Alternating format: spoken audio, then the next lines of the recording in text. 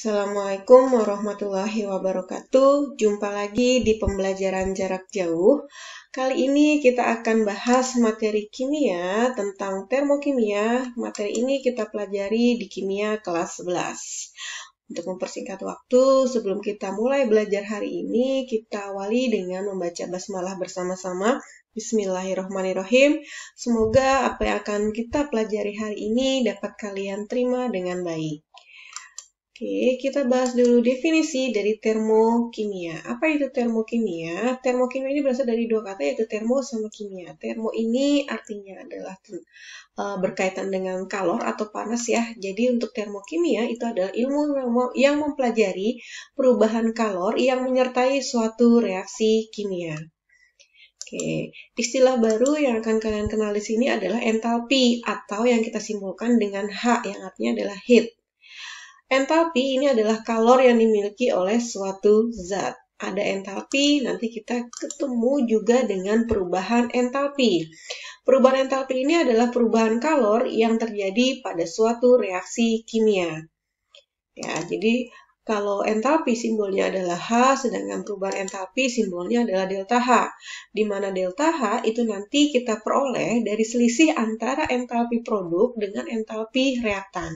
Kita sudah kenal ya istilah produk sama reaktan. Produk adalah yang berada di sebelah kanan tanda panah, sedangkan reaktan yang berada di sebelah kiri tanda panah dalam suatu persamaan reaksi kimia. Jadi ketika kita buat rumusnya, delta H itu akan menjadi HP dikurangi dengan HR. Artinya entalpi produk dikurangi dengan entalpi reaktan. Oke, ini adalah entalpi dan perubahan entalpi. Kita lanjutkan di sistem. Sistem ini adalah bagian dari alam yang menjadi pusat perhatian. Ada sistem, nanti ada istilah yaitu adalah lingkungan. Apa itu lingkungan? Lingkungan adalah segala sesuatu di luar sistem. Jadi kalau sistemnya adalah yang kita jadikan pusat perhatian, sedangkan di luar sistem itulah yang disebut sebagai lingkungan. Oke, sebagai contohnya kita lakukan percobaan ini, ada logam Mg kita reaksikan dengan HCl. Jadi nanti di sini ada HCl ya. Yang dicelupkan Mg kita larutkan. Jadi dari reaksi ini kita nanti akan menentukan mana itu sistemnya, mana itu yang berupa lingkungannya. Yang merupakan sistem atau yang menjadi pusat perhatian kita itu adalah yang kita reaksikan, yaitu adalah logam Mg dengan larutan HCl. Sedangkan yang menjadi lingkungan atau yang berupa lingkungan di sini adalah si gelas kimianya dan juga batang pengaduknya. Jadi yang berada di luar sistem itu yang disebut sebagai lingkungan. Oke, sampai sini paham ya? Oke, kita lanjutkan jenis-jenis reaksi termokimia. Ada berapa jenis reaksi termokimia? Yang pertama, itu ada reaksi yang disebut sebagai reaksi endoterm. Disebut endoterm karena reaksi ini menyerap kalor dari lingkungan ke sistem. Jadi kita cuma punya dua pusat ya, dua yang akan kita perhatikan yaitu lingkungan dengan sistem. Jadi kalau kalor diserap dari lingkungan ke sistem itu namanya adalah reaksi endoterm. Delta H-nya dia bernilai positif. Jadi kalau misalnya di sini ada sistem, ada lingkungan, itu kalor nanti diserap. Arti diserap berarti kalor yang ada di lingkungan itu akan diserap ke sistem. Jadi di sistem ini nanti kalornya bertambah, sedangkan di lingkungan kalornya dia akan berkurang. Kemudian reaksi yang selanjutnya adalah reaksi eksoterm. Kalau eksoterm ini adalah reaksi yang melepaskan kalor dari sistem ke lingkungan. Delta H-nya dia akan bertanda negatif. Oke, jadi ketika ada sistem, kemudian di luar sistem itu yang disebut sebagai lingkungan, berarti kalor dilepaskan. Dari mana? Dari sistem ke lingkungan. Jadi tanda panahnya ini ke arah luar. Jadi kalor di lingkungan itu dia akan lebih besar dibandingkan dengan yang di sistem. Ini dia untuk reaksi termokimia, jadi ada dua ya, endo dan ekso. Oke, secara gampangnya kita bedakan reaksi eksoterm dengan endoterm seperti ini. Untuk eksoterm dia adalah reaksi yang membebaskan kalor.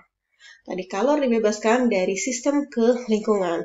Nah, kalor berpindah dari sistem ke lingkungan ini yang tadi ya, karena dia kalor dilepaskan. Kemudian entalpi sistem akan berkurang, karena tadi kalornya berpindah dari sistem ke lingkungan. Kemudian yang keempat, dia mengalami kenaikan suhu.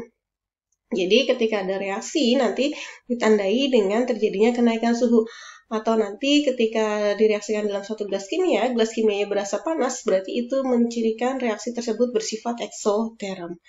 Delta H-nya dia bertanda negatif. Kita bandingkan untuk yang endoterm. Untuk yang endoterm, dia kalor itu diserap atau dia memerlukan kalor.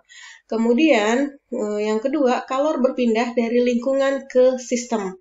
Kalau tadi dari eksoterm dari sistem ke lingkungan, tapi kalau endoterm itu dari lingkungan ke sistem. Nah, entalpi sistem akan bertambah, ya. Jadi karena sistemnya bertambah, berarti lingkungannya berkurang. Oleh sebab itu, di sini nanti dia akan mengalami penurunan suhu. Karena mengalami penurunan suhu nanti ditandai dengan gelas kimia yang terasa dingin ketika kita reaksikan dua buah zat dalam gelas kimia. Kemudian delta H-nya dia bertanda positif. Inilah dia perbedaan antara eksoterm dengan endoterm. Jadi cukup jelas ya. Kita lanjutkan di contoh reaksi eksoterm. Ini adalah beberapa contoh untuk reaksi eksoterm.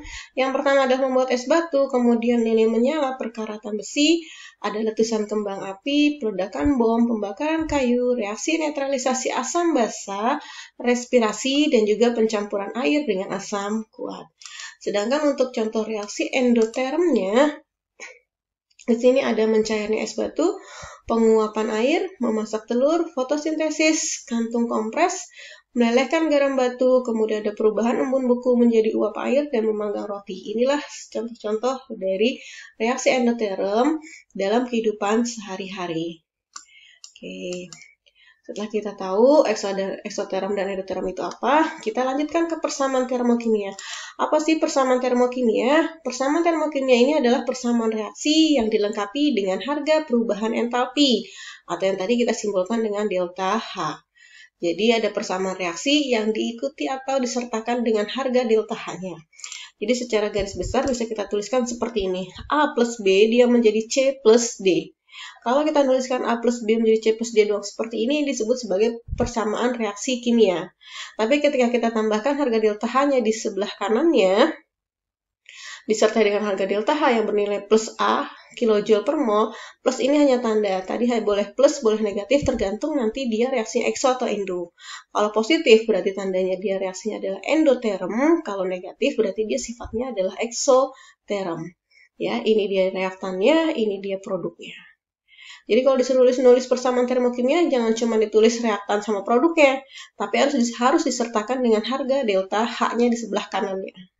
Oke, sebagai contoh kita lanjutkan dulu. Jenis-jenis perubahan entalpi standar. Yang pertama ada perubahan entalpi pembentukan standar yang disimbolkan dengan delta H0F. F ini berasal dari kata formation, pembentukan. Nah, delta H0F ini adalah perubahan entalpi pada pembentukan satu mol zat dari unsur-unsurnya pada keadaan standar. Jadi kalau kita buat rumusnya itu adalah unsur ditambah unsur, dia membentuk satu mol senyawa. Jadi di sini kalau dalam pembentukan standar itu hanya untuk dalam bentuk satu mol. Ya, karena kita tahu senyawa itu dibentuk oleh beberapa unsur. Jadi contohnya seperti ini. Kita punya contoh yang pertama seperti ini.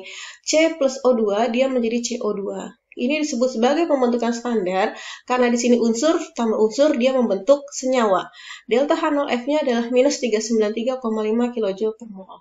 Delta H ini sudah ada, jadi nanti kamu cuma suruh menentukan dia termasuk ke dalam entalpi pembentukan apa.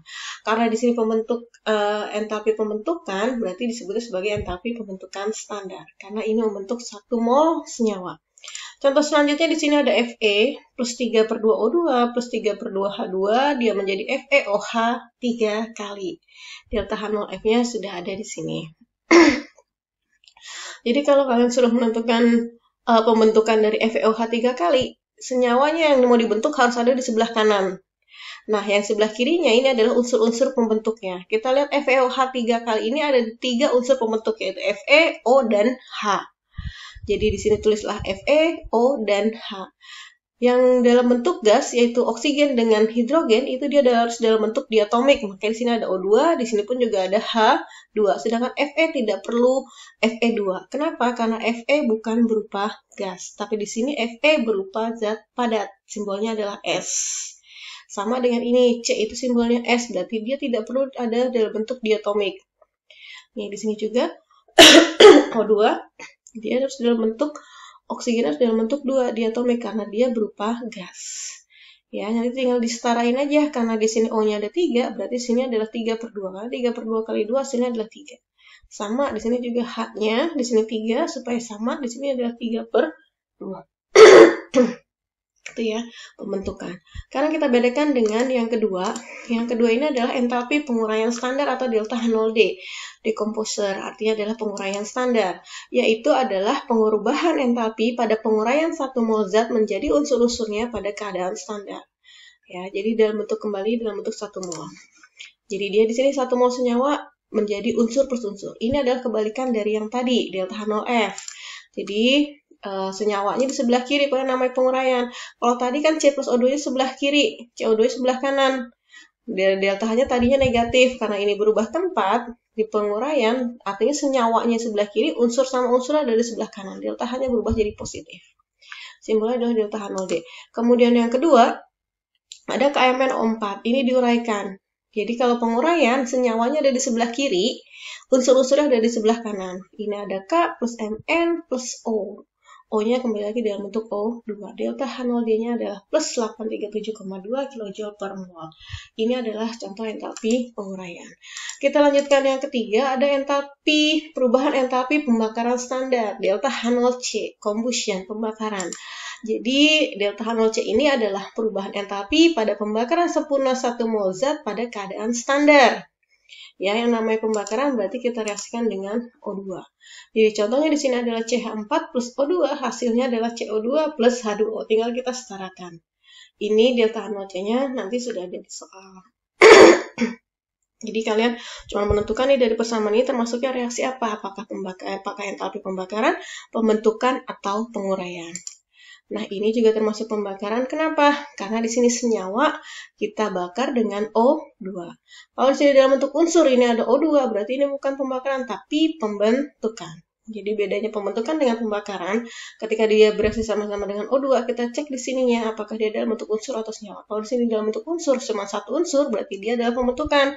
Tapi kalau di sini senyawa, ya, kumpulan beberapa unsur, direaksikan dengan O2, berarti dia termasuk ke dalam entalpi pembakaran. Nah, yang terakhir ada entalpi netralisasi standar atau simbolnya adalah delta H0M.